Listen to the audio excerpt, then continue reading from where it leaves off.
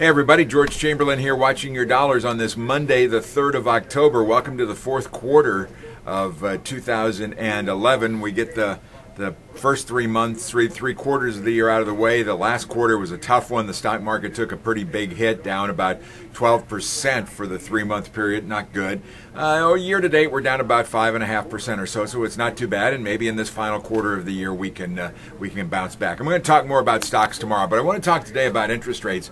You may remember that a couple of weeks ago, the Federal Reserve Board met, and Ben Bernanke announced that they were going to launch a new program where they were going to buy long-term securities, long-term treasury securities, and invest that money into the other way around. They were going to take money from maturing short-term securities and buy long-term maturities. Again, the effort is to drive down interest rates. We'll take a look what's going on with interest rates. This is a chart of the 10-year Treasury note. Okay, go back to, when would this have been? This would have been about April.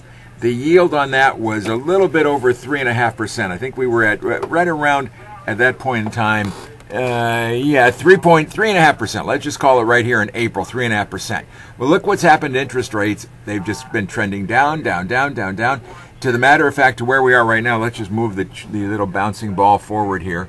And the yield right now is under 2%. So we went back in April from 3.5% down to under 2%. That's an enormous decline in interest rates.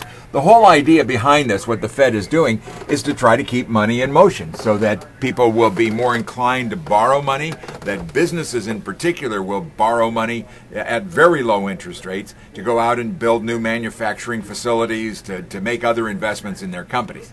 It hasn't worked yet, but this new program, which they call the Twist, may have the impact that the Bernanke and the boys and girls at the Federal Reserve hope would happen. Only time will tell on that one. But borrowing costs, if you can get a loan, are extremely low right now. Watching your dollars, I'm George Chamberlin. Have a good one.